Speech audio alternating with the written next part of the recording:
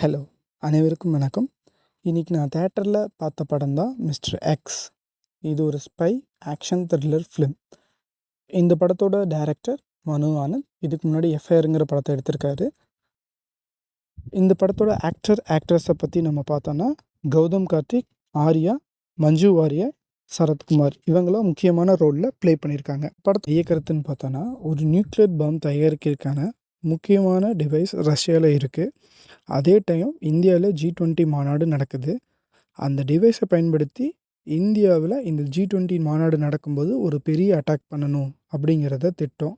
இதை terrorist gang பண்ணாங்களா இல்லை ஹீரோ அதை தடுத்தாங்கிறது தான் இந்த படத்தோட மெயின் கதை. கதைப்படி பார்த்தா இது ஒரு ஸ்ட்ராங்கான கதை தான்.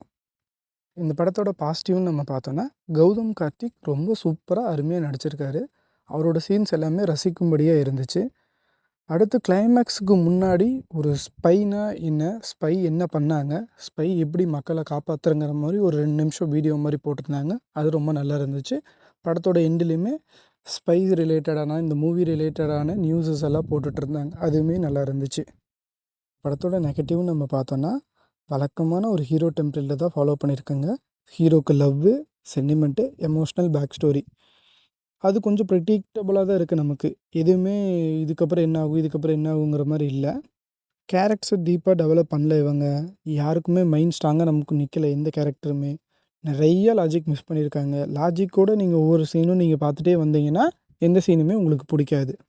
த்ரில்லர் மூவி ரெகுலராக பார்க்குறவங்களுக்கு இது ஒரு சுமாரான ஒரு படம். கொஞ்சம் போரிங்காகவும் இருக்கும். அதை தாண்டி நீங்கள் த்ரில்லர் படம் பார்க்காதவங்களா இருந்தீங்கன்னா, உங்களுக்கு நிறைய இடத்துல ட்விஸ்ட் அண்ட் டர்னர் இருக்கிற மாதிரி இருக்கும். நான் மோஸ்ட்லி எல்லா ட்விஸ்ட்டுமே எனக்கு தெரிஞ்சிருச்சு. மேபி உங்களுக்கு தெரியுதா தெரியலையான்னு படம் பார்த்துட்டு சொல்லுங்கள். என்னோடய ரேட்டிங் 5க்கு 2.5 தான். மொத்தத்தில் இந்த படத்தை ஒரு சீனோட ரிலேட் பண்ணணுன்னா, எனக்கு படம் பார்க்கும்போது தோணுன சீன், கண்டு கொண்டேன்ல அஜித் வந்து டேரக்டராக ஒர்க் பண்ணிகிட்ருப்பாரு.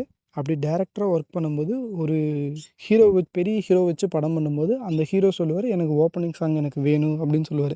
அதுக்கு அஜித் சொல்லுவார், சார் நீங்கள் 2 மணி நேரத்தில் ட்ரெயின் வெடிக்க போகுது, இந்த இடத்துல நீங்கள் ரொம்ப சீரியஸாக ரொம்ப இதாக பார்க்கணும், இந்த இடத்துல நீங்கள் டான்ஸ் ஆடிட்டுருப்பீங்களா அப்படின்னு சொல்லி கேட்பார்.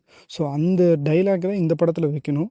ஒரு நியூக்ளியர் பாம் காட்டுறாங்க, அது வெடிக்க போகுதுன்னு சொல்கிறாங்க. G20 மானில் எல்லோரும் இது 100 கிலோமீட்டர் வரைக்கும் பெரிய அழிவு ஏற்படும்னு சொல்கிறாங்க. அப்போ அந்தளவுக்கு சீரியஸாக காமிக்க வேண்டிய படத்தில் சீரியஸே இல்லாமல் ஆர்யா வந்து என்ன பண்ணுறாருன்னா லவ் பண்ணிகிட்ருக்காரு. அடுத்து என்னென்னா அவருக்கு தங்கச்சி உடம்பு சரியில்லைன்னு ஓடி போயிட்டுருக்காரு.